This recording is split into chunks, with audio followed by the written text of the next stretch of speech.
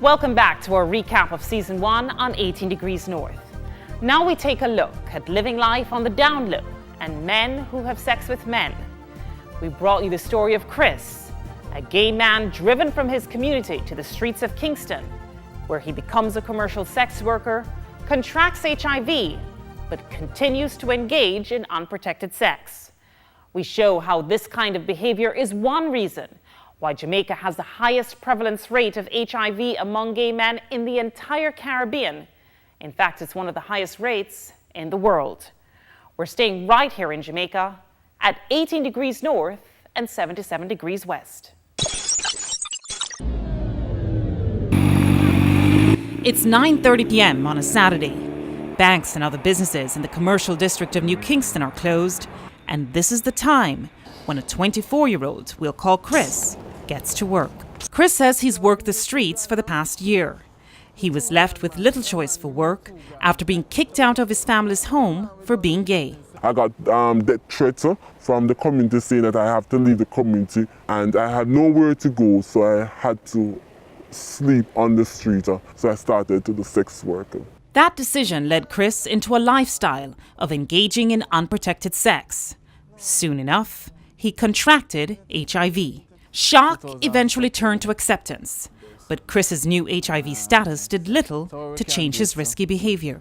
I tried to negotiate with them to use the condom. If they don't use the condom, I still go ahead and have sex with them. In Jamaica, Chris is one of 32,000 persons living with HIV, or just under 2% of the population.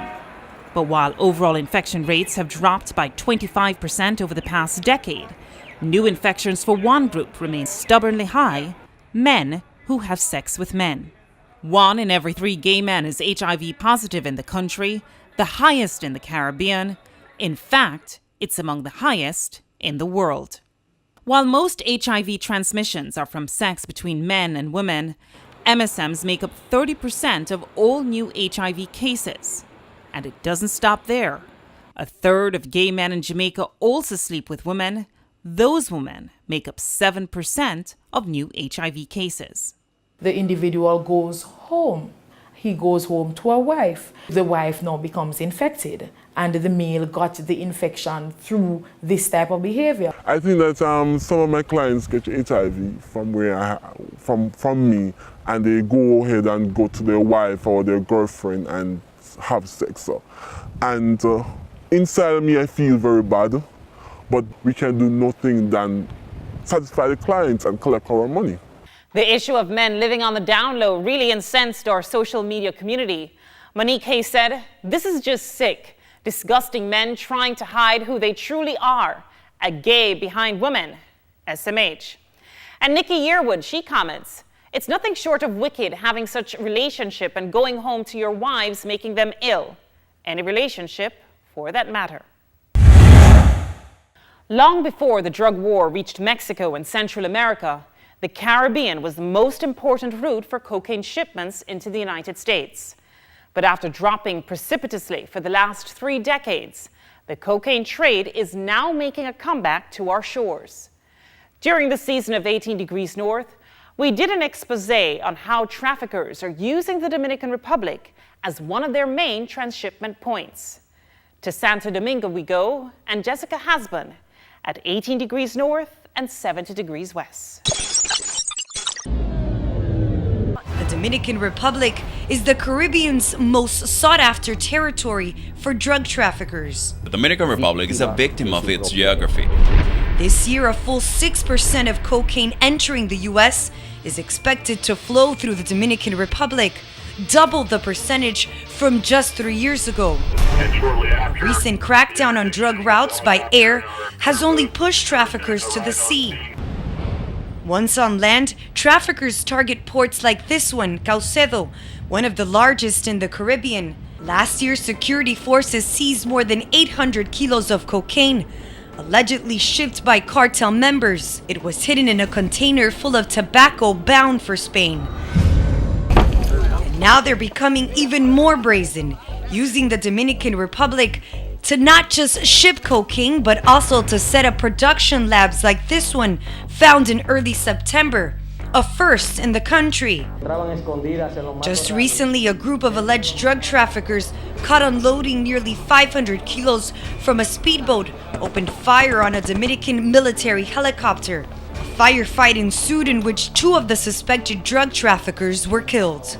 It was one of the dozens of successful seizures carried out by Dominican authorities this year. We have hit them hard, and with the help of the local drug enforcement and the Air Force, we have seized more than 7,700 kilos of cocaine and 3 of heroin, and that's just in 10 months.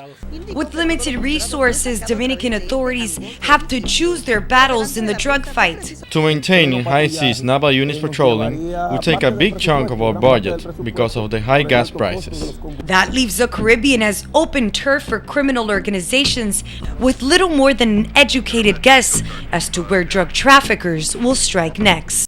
Since our report aired, the FBI dismantled what it called one of the most powerful drug trafficking groups to have operated in the Caribbean in the last 20 years.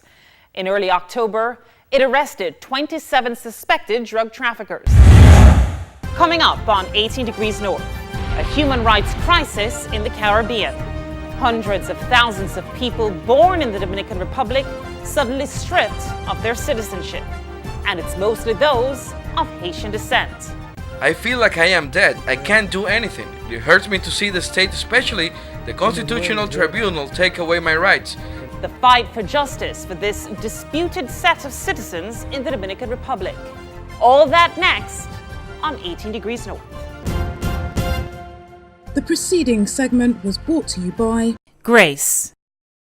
Grace Coconut Water presents A Few Seconds with the world's fastest woman. When you step into the blocks, you've got to believe in yourself, be yourself, and always be good to yourself. Life is fast. Hydrate well with Grace Coconut Water. I love JN Money Transfer. Yo, love my JN Money Transfer card. I love the way they understand me. I just love how the money reach real fast. I love that it's my connection to home. I love that it is so very convenient. I love the way they help me say I love you. I might think this.